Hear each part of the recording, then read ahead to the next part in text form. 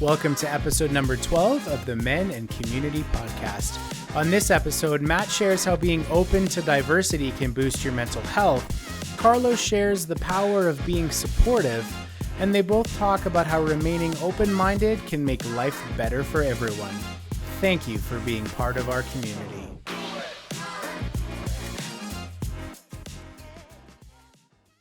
Well, Matt, welcome to episode number 12. This is somewhat of a reunion for us, isn't it? We haven't recorded in about pretty much a month.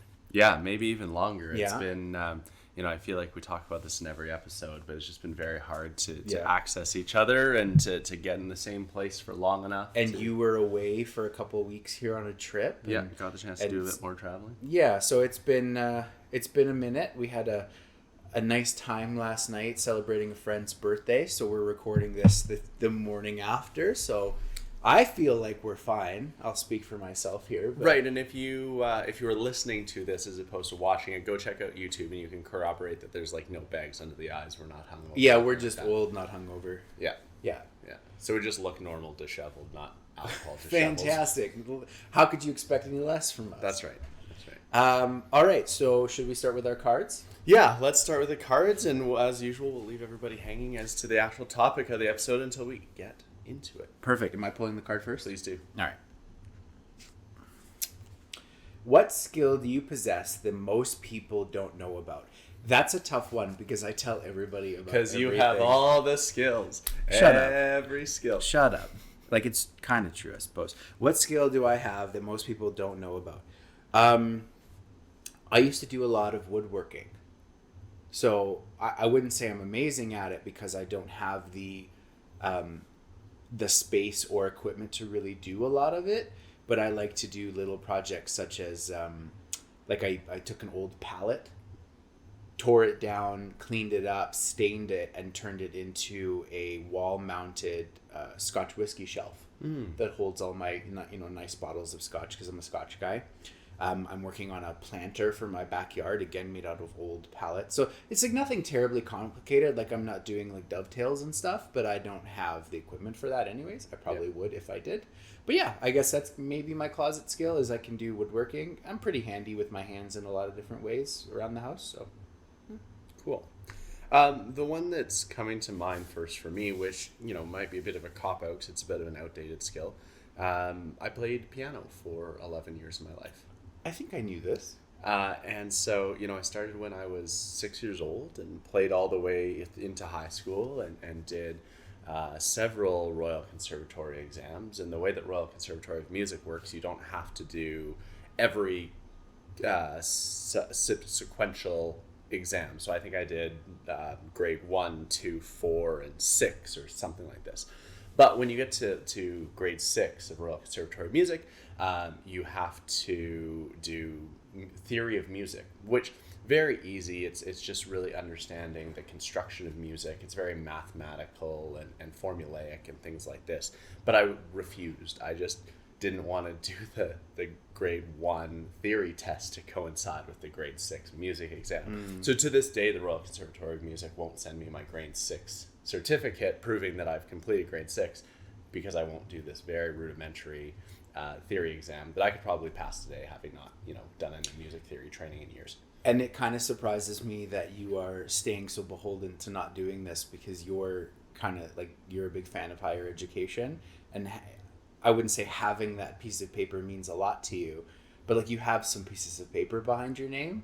So the fact that you don't have that piece of paper, I feel like your collection is lacking. You're going to have to get on that. It's true, but also at the same time, I'm just like stubborn and also anti-bureaucracy. So, I just was like down with the Royal Conservatory of Music. Anyway, so that's my skill. I, at one point in my life, was a very proficient piano player and still can, tinkle them ivories when the occasion comes. Yes, tinkle the ivories. Mm-hmm. Okay, well, next time we have a piano, I'm going to ask you to play. Ding, ding, ding. Ding, ding, ding. Ding, ding, ding, ding. Oh, we went different directions. 2 different songs, yeah. If a person were opposite from you in every way, where they would live and what they, oh, hold on, I totally missed, there should be commas in here or something. If a person were opposite from you in every way, where would they live and what would they be like? So the person who's completely your opposite, where would they live and what would they be like?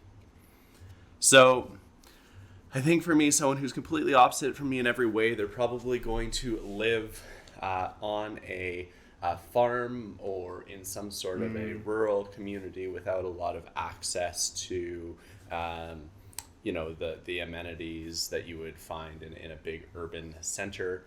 I think that's kind of the main thing. A lot less density of humans, a lot less access to being around people. Yeah. They would be very content living a life dedicated to mastering one thing over the course of their entire life, and just really, really appreciate them having the opportunity to be of service through this one act, whether it be agriculture or ranching or something of that nature. I think that would be opposite to me in the sense that I just need that broad exposure Sure. and access to people and the ability to operate within a fairly metro area. Like, I agree with everything that you said. However, I feel like I went a different direction with my answer, because the complete opposite would be like a bad human. He wouldn't be a good person. So, like, you're talking about, hey, I love a broad spectrum of skills and being of service in all these different spaces. So the opposite of me would be just one skill and one service. Well, I'm thinking, like, I like to be a person of service. This person would not want to be. So they'd be living in jail. No, not necessarily, but they would be, like, very secluded. Like, don't talk to me. He'd be the guy who'd be like, get off my lawn, right? That was a shotgun noise. Classic Clint. Sure. That's Clint Eastwood, you mean? Yeah, well. It's also kind of just a trope at this point, so I feel like he doesn't own it. Fair enough. But yeah, that he would just be like, don't come near me, don't talk to me.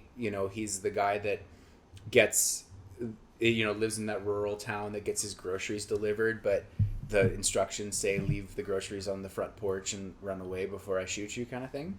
So yeah, he just wouldn't be a fun person to be around. You wouldn't benefit from being around him, because that's a big thing for me, is I want you to gain value from spending time with me. So yeah, interesting cards. Yeah. Very interesting. I like them. All right. Let's dive right in. So we're recording this right now. It's June of 2023. And we were talking about how it seems as if there are, every time you turn around, each day or month is dedicated to the recognition, acknowledgement, amplification, respect for awareness of different initiatives, programs, social movements, minority groups, absolutely, equity, diverse, deserving groups, that sort of thing. And June, there's some pretty significant ones, and so we thought that this was a really good opportunity for us to chat on some of these things. So for those of you who may not be aware, and this at least is true in Canada, this might not be universally true wherever you might be, June is Men's Mental Health Awareness Month.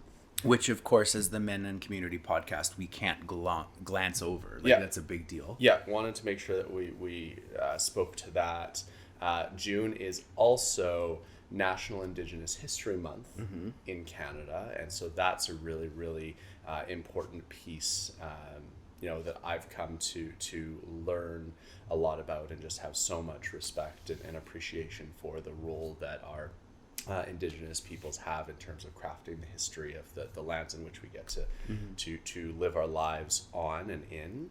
And then, of course, June is also, again, I'm not sure, I know this is true in North America, I'm not sure if this is true other places as well, but June is also Pride Month. Yes. And so an opportunity to express pride and appreciation and respect for everybody in our LGBTQ2IA plus communities. And so, yeah, we wanted to craft a little bit of a conversation today about these things. I don't know about you, but I find that a lot of the grumbling that I hear from, your your cis white heterosexual male community is like, oh, there's a day for everything. Why isn't there a day? Well, it turns out that there is Men's Mental Health Month, and this is it. But we want to talk about how those three things are important and Sure. how they interact with each other. And I think as we were kind of discussing this topic yesterday, we narrowed in on this idea that why this is important for us as men to understand, not just June and this month, but every month, is because if you're someone that listens to our podcast because you resonate and kind of think the same way that Matt and I do, it's because you want to be of value to your community. You want to be a leader, somewhat of a pioneer. You want to be someone that provides benefit and growth opportunities to the people around you. And I feel that it would be hard to do something like that if you didn't acknowledge events such as this. And again, not just June, not just because it's men's mental health or Pride Month, but every opportunity. And I can understand where someone might say that having a day for everything seems like it distracts from the importance sometimes of these things. But why would it be such a bad thing to raise awareness for these certain elements? Why would it be such a bad thing to have, a month where people get to maybe celebrate and go a little bit farther than they would in their normal lives of the victories that they've had? Because outside of June, outside of an environment such as this podcast, how often do we talk about men's mental health? Like, it's becoming more prominent now in things like social media. But other than that, how often is it talked about? Not very often. I feel like Pride maybe gets talked a little bit more about just because it's very in the news right now with a lot of different things. But again, why is it such a terrible thing to celebrate it? I actually got the opportunity to be part of, I have people in my life that are of the LGBTQ community, and I had the honor of being part of the Pride Parade here in Calgary in 2020, I think. No, 2019. And I had so much fun just being part of that environment and just feeling the excitement. There was nothing different about it outside of normal life. These were all just regular people, but what was fun about it is that they were getting the opportunity to celebrate and live out loud just being happy and having this moment of time for themselves. And I think every group of people, every belief, every minority, every whatever should have the opportunity to do that. And if it takes a day on a calendar to give them that freedom, then why not? Yeah, and I think that the first thing that I want to speak on, I guess, in this regard is there's this weird narrative that comes out whenever we as a society start allowing space for equity deserving groups. And in case you haven't heard, those of you who are listening, the term equity deserving group, the term equity really refers to the idea that as different groups of people with different experiences, cultural backgrounds, and different identifying markers, they require and deserve different support. Not the same support, because equality meaning that everybody has equal opportunity to participate in society. But we know that if with people from different backgrounds who experience different barriers to participation, having equal opportunity isn't enough for them to participate, because that might not be enough to allow them to overcome their barriers. Sure. So when we talk about equity deserving groups, what we're saying is anybody who experiences different barriers as a result of whether it be their cultural background or their sexuality or their gender identification or whatever it is, that they are given the opportunity to participate in the same way, not just given the same treatment and expected to be able to participate in the same way. Sure. So for me, something that I really, really struggle with is the idea that for some reason, a lot of people have it in their heads that there's a zero-sum game when it comes to advocating for the wellness of everybody. Meaning, if we're going to take space and create space for the LGBTQ community to celebrate Pride, or we're going to create space for Indigenous peoples to have a month to really acknowledge and celebrate and show respect for their heritage and history, somehow that's going to take away from everybody else, right? Yeah. And that's something that I really, really am passionate about, trying to refute that narrative that why is it that we have to do one at the expense of another? When in reality, I think that as you're talking about experiences with Pride, which, you know, for me, I really attribute to spaces where everybody feels safe and comfortable in an environment. To me, that's what Pride really symbolizes, or recognizing the role that our Indigenous peoples play in our world today and have played in stewarding this land, right? I think that all of those contribute in a really meaningful way. And when we talk about men's mental health, I think an appreciation and respect for those two things goes a long way into ensuring the mental health for all men. Agreed. Yeah, and to your point of it, you know, people feeling that it takes away from your life, let's look at it through the lens of men's mental health. Okay, because men, in my opinion, is a broader spectrum than Indigenous and LGBTQ, because people that identify as men fall into those categories. Absolutely. Right? So those crossovers, Venn diagrams. exactly, yeah. Yep. So if we look at it through the lens of men's mental health, how does bringing awareness or putting any sort of specialization on supporting the men in your life this month a little bit more than you did last month, how does that hurt you? How can it? Right? If anything, you know, saying, hey, it's men's mental health month, I'm going to call a friend I haven't talked to in a while and just check in with him. How is that not something that you would benefit from? Are you saying that you don't benefit from talking to a friend? That you don't benefit from celebrating a win in his life? Like,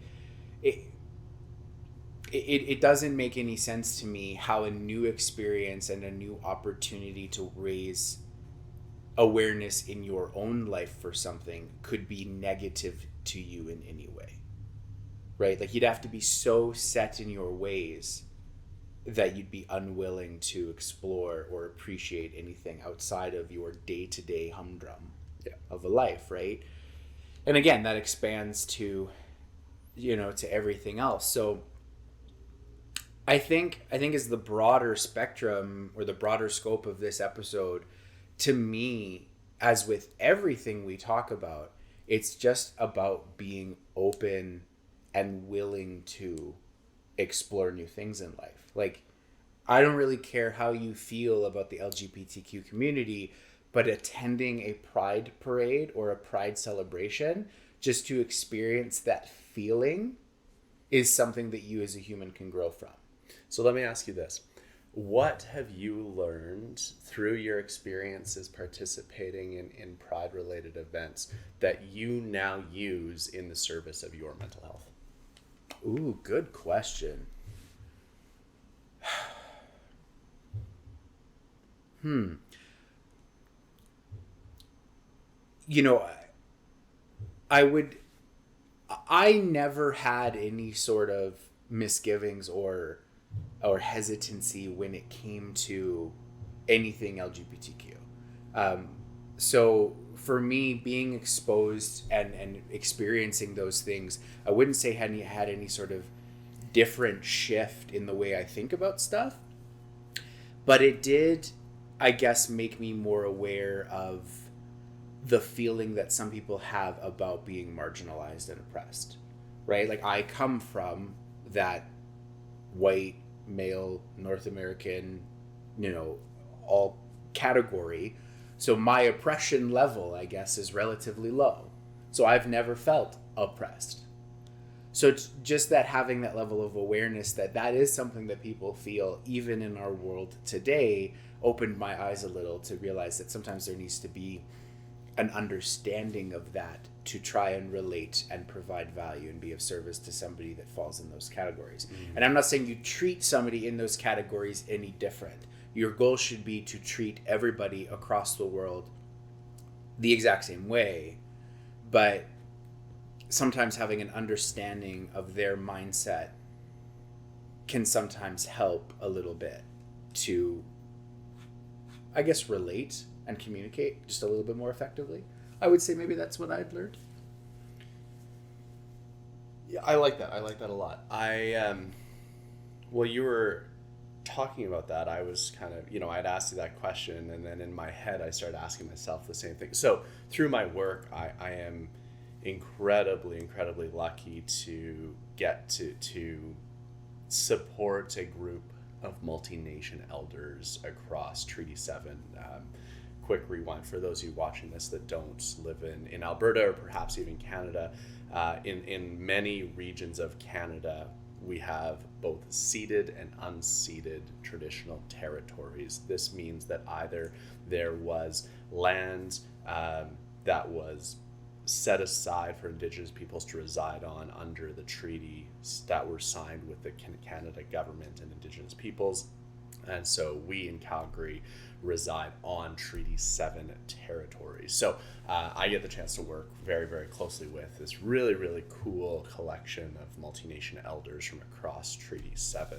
And one of the things that I've really taken away and learned through the lessons that I've been able to receive from these elders is the importance, two things. One is the importance of connecting with the land. And so for my own mental health, I know how important it is for me to get outside, to connect with the land. In our Costa Rica episode, we talked about this moment that I had with this tree that I got to plant, and how special and meaningful it was for me to give back to the land and connect with the land in that way, understanding how much the land provides to us and to me. And so that really helps reset me from a mental health perspective.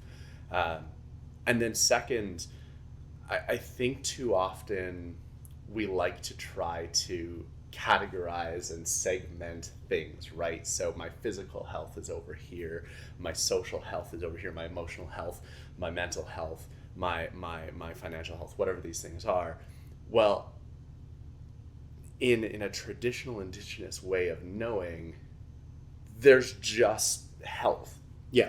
Right? The idea that we would fragment and section all of these things out is really ludicrous. So while, yes, we're going to have, and I have goals in each of these areas, I sometimes need to remind myself to take a step back and just ask very simply, do I feel well? And that has to be kind of the blanket statement for me to really understand if I'm doing well or if something is out of balance and what that balance is. And then I can look at some of those specific areas. But recognizing that if I solely focus on my goals in each of these specific silos, that might not necessarily sum up to feeling well and having positive mental health experiences. So just so that I'm clear, you're saying that this concept of having an overall wellness is an Indigenous concept? Very much so. Okay. Very much so. And just the idea that to experience health and well-being and wellness, it's all-encompassing. It includes your social relationships. It includes your spiritual connections. It includes your ability to connect with and steward the land. All of these things are very intimately tied into sense of well-being and sense of responsibility and wellness. And so, it's very much a Western colonized way of thinking to want to categorize and segment and silo different things, assuming that they're all going to sum up to a greater whole and a greater being, which isn't always necessarily the case. And I think this is a kind of a cool concept that you're talking about here, because I don't know if I've ever thought about it that way. Of course, we all think about, the various parts of our life, such as, work isn't going terribly well right now. So that level of health, wellness, and happiness is low. And so often we get caught up in one section of our life that we are almost blind to how well everything else is going. It's possible to have a terrible or a poor work life, but a fantastic family or home life. financial health. It's like they don't necessarily all intermingle with each other. And I think the idea of looking at it as a whole, again, this is, a segue or a cross reference here between Indigenous History Month and Men's Mental Health Month, is this idea that if you feel poor in one area, take the moment to say, well, I may not be happy with this one segment of my life, but my overall health and all the other areas of my health are good. So I shouldn't let this one drag me down. I should focus on all the other things and be grateful for them. And I think just having that idea of looking at it that way would probably improve a lot of people's outlook on their life and their health. Yeah. Yeah, it's so true. And even to, in the same way that you talk about through your experience with Pride events, getting to spend more time interacting with people who have been marginalized. I very much resonate with that in terms of the connectivity that I've had with some of the elders experiencing through their stories different experiences that they've had with traumas, both their own traumas but also intergenerational traumas. It really is just a whole appreciation for how these things that we experience in our life can have this profound impact, not only in who we are now, but down the line throughout our generations, through our kids, our grandchildren, all these sorts of things. And so if that's true, that's even more of an argument that we need to recognize that we as a whole self can support and be supported by a whole number of things. And as you say, not to just get weighed down if one component of our life isn't going our way, that we have the strength and the foundation in other areas, and being able to recognize the strengths that we have when we have them, and elements of gratitude and things like that are huge in there as well. Okay. So I think you've touched on a concept that is, I wouldn't say unique to, but is a big takeaway for you from your time working with Indigenous communities. What would you say might be a couple other takeaways that you might have from men's mental health awareness, and what would be one from LGBTQ that you could maybe share? A takeaway, a concept, something along those lines. Yeah, it's all about, to me, creating safe spaces. And this one, I think, is something that I've experienced in my experiences getting to be a part of Indigenous ceremony, and in my experience and understanding kind of what and why we celebrate Pride. And it's all about creating those safe and sacred and ethical spaces. And to me, one of the things that men at an individual level are not very good at, and certainly speaking for myself, and I think I can speak for you in this regard, we're typically so eager to challenge ourselves, to achieve, to overachieve, to pursue the next thing, that we don't always hold the space for ourselves to feel safe, to feel comfortable, to feel okay, to feel well, because we're always in pursuit of the next thing. And so true. The ability to balance growth with feeling well is something that's very, very challenging. What I see, though, in both the way that we celebrate Pride and then in the way that our Indigenous peoples, sorry, let me back up. I should never say, and as a white person, I should never say our Indigenous people. That is a very possessive thing, and so I just want to roll that back. Okay. Indigenous communities' ceremonies are all about creating these safe, ethical spaces for people to be the best version of themselves, to speak authentically and speak their own truth. And so I think that as men trying to advocate for the mental health of ourselves and other men, I think there's a lot that we can learn from the way that both Indigenous peoples, through ceremony and the Pride celebrations and the Pride movement create those safe and ethical spaces for people to be who they are. I like it. I'm going to ask myself that same question of, what is these concepts or these takeaways or something that I can share. And I'm going to admit that my time exploring in, the history and the environment and culture of Indigenous communities has been very minimal. So I feel like this is something that you can talk much more about than I can. However, just having that understanding that time has been so small makes me want to experience more and learn more, which I think is kind of the point of this month and celebrating this as part of the month, is so that you can have that introspective moment and go, I don't actually know a lot about this.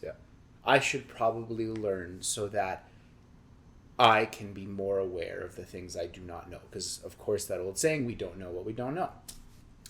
But what I will say that I can talk a little bit more about is going to be, of course, men's mental health and the LGBTQ and Pride Month.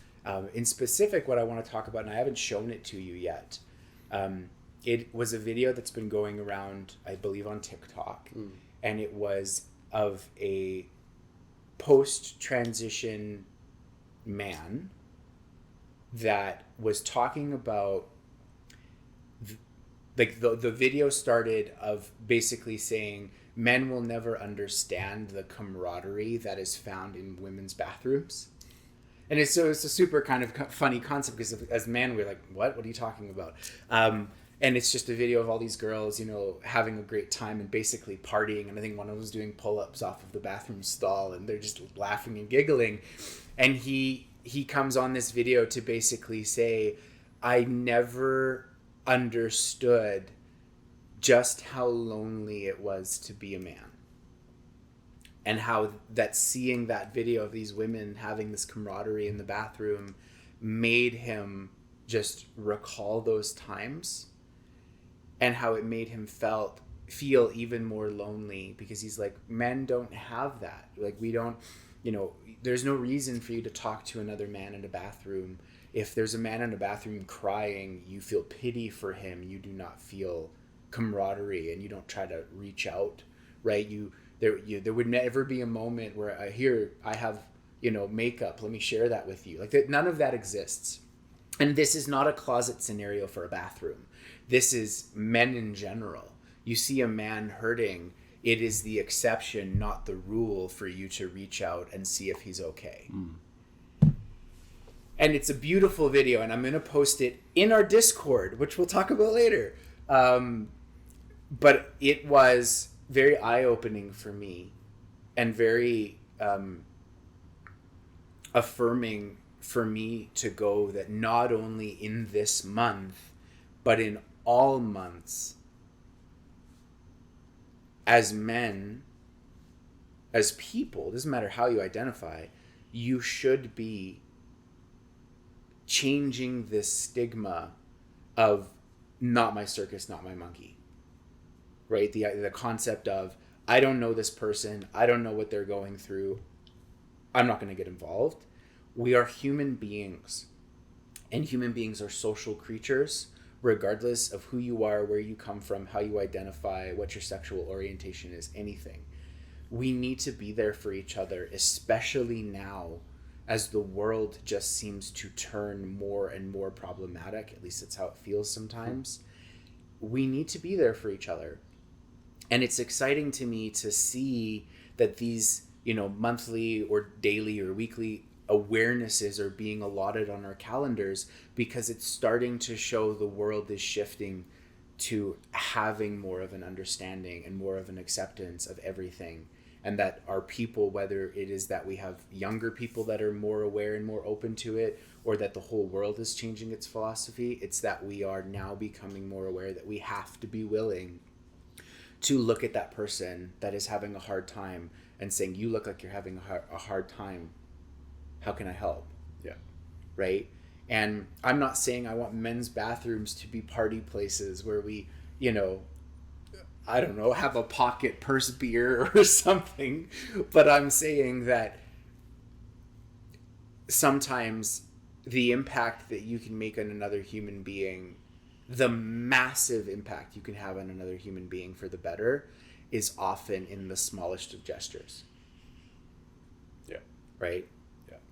And I want the world to be more open to that, because I have made it a personal mission and goal of mine to always be, as we've talked about before, that person that tries to ask the right questions and to probe a little bit further and to get you to talk about the things that maybe you wouldn't talk about normally, so that I can become your biggest cheerleader.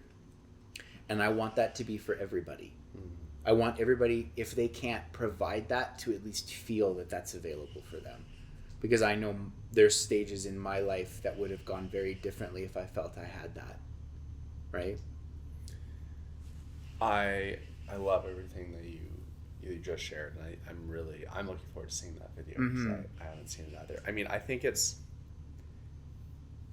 one of the things that keeps coming back for me, and I think I've spoken to this metaphor in a previous episode. It's one of my favorite metaphors. It's that when we feel like we're drowning, the last thing that we're doing is taking a second to look around for water wings. Yeah.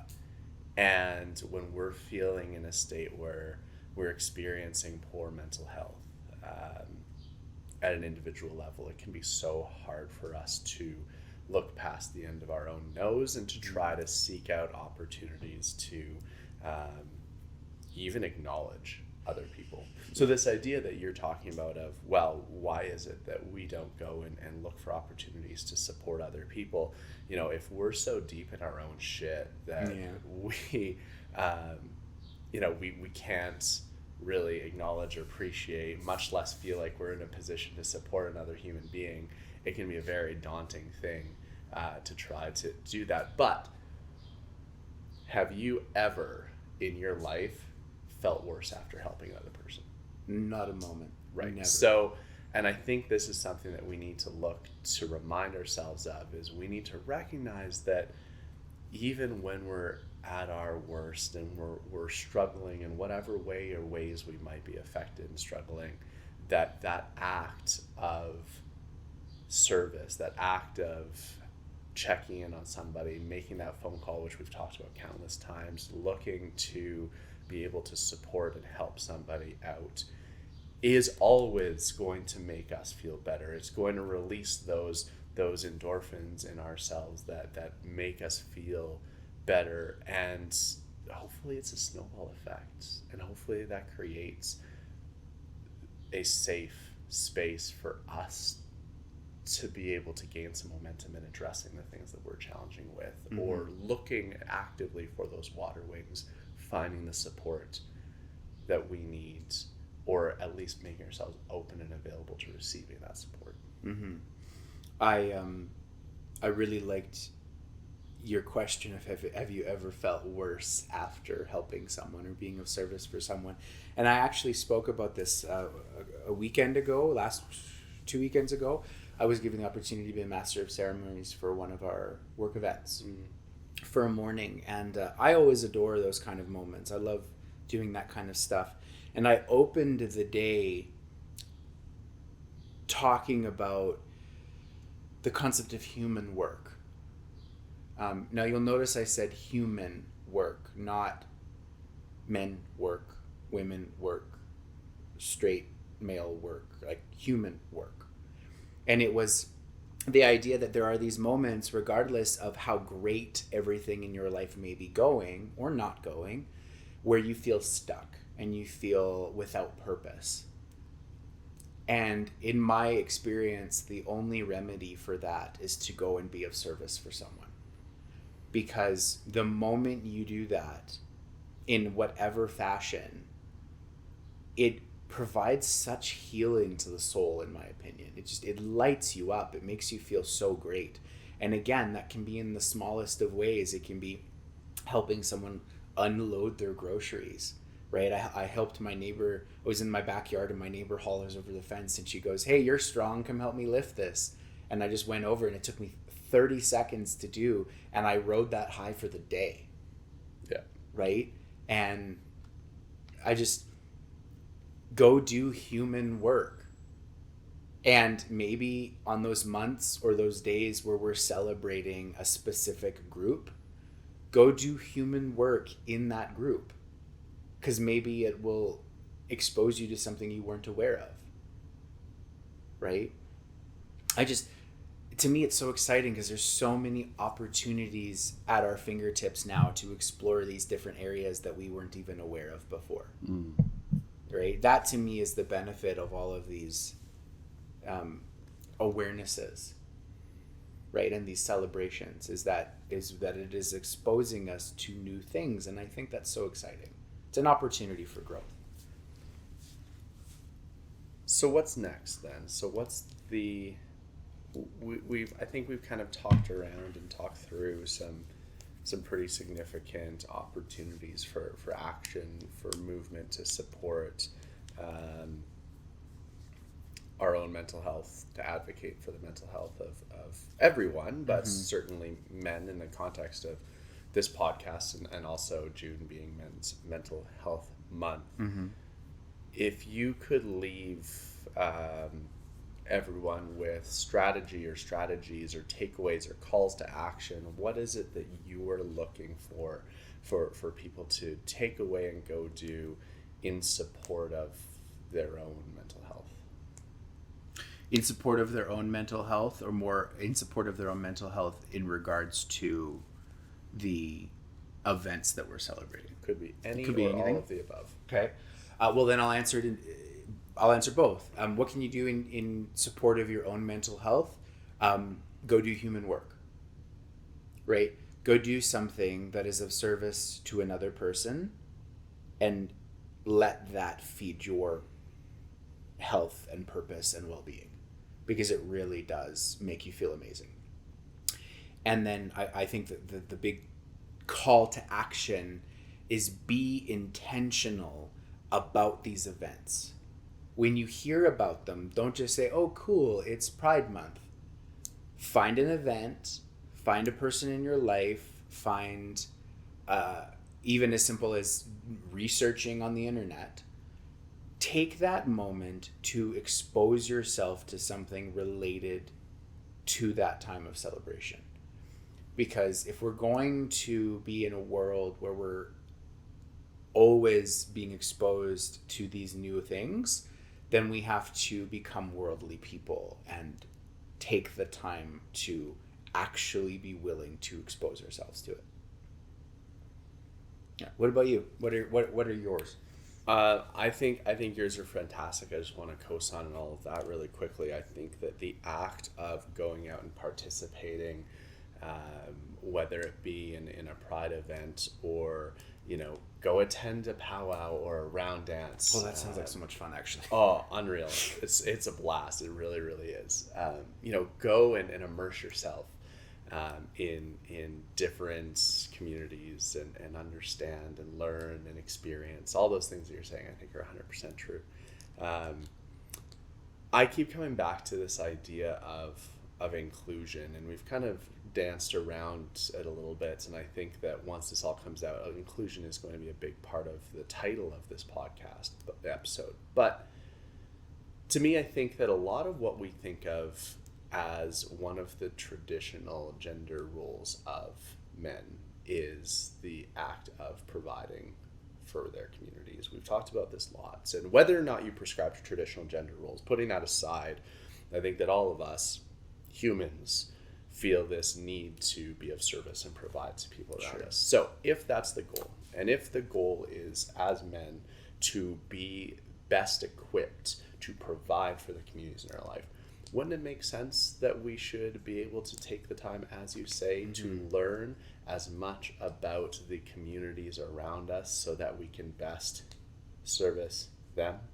If we're going to try to provide, if we're going to try to support and be of value to others, we need to know what it is that they need. And I say that a little bit crassly in that, obviously we don't want to assume that anybody needs us, right? Like, we're here to be of value and be of support. We're not assuming that there's the need there and imposing that on any other group by any means. I certainly don't want that to be a takeaway from this, but if our goal is to support and be an ally and we need to understand something about the communities that we're being an ally to, and if there's a place for us to be of service, then we need to participate to be able to do that. So I love that. I also think then on an individual level, it's being willing to confront any biases, assumptions that we have. We've talked a lot about that in the last few episodes, so feel free to double back and take a gander in talking about assumptions and bias. And I think, too, coming back to one of my initial points, it's just something as simple as getting outside. You know, doing human work's important. Getting outside is important. Yeah. Go find a nice park and go for a walk. Even if it is smoky outside. Sit down in the grass. I believe it was Elder Doreen Healy who, one of the teachings that I've experienced from her was just go outside at any time of year, take your shoes and socks off, and just stand in the grass and just feel yourself literally connecting with that nature. And on that note too, I will put in a plug that we've talked about. June is Men's Mental Health Month, National Indigenous History Month. We've talked about Pride Month. It is also, we'll tag on a fourth one, a surprise bonus one. June is also Recreation and Parks Month. And I think that when we talk about advocating and supporting our own mental health, what a great way for us to do that by taking the time, go and immerse ourselves in the beautiful parks in whatever place in the world you live, and recreate and pursue leisure activities in a way that can help rejuvenate and support yourself. Love it.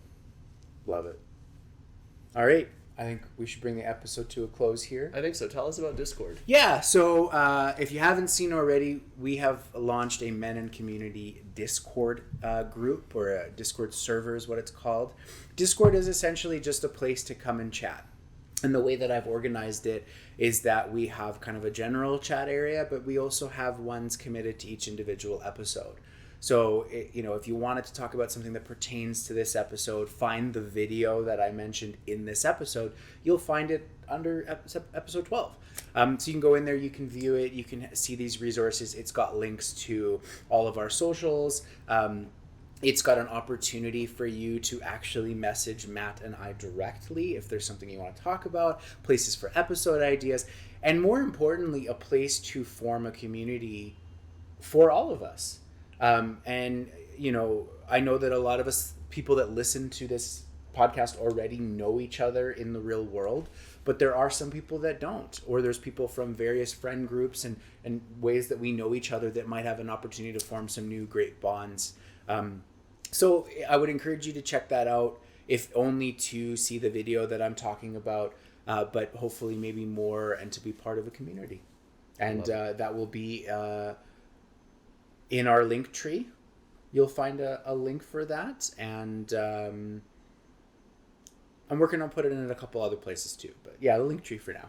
Fantastic. So check that out, everyone. We'd love to have you as a part of the Discord community, and as always, continue to reach out and connect with us via all of our other social channels, TikTok, Instagram, YouTube, wherever it is that you're listening to your podcast, whether it is YouTube, Spotify, Apple Music, etc., Apple Podcasts, Apple Music. Yeah. And take the time today and go and do something to make yourself feel a little bit better. Love it. All right, guys. Thanks for joining us. Take care. Bye.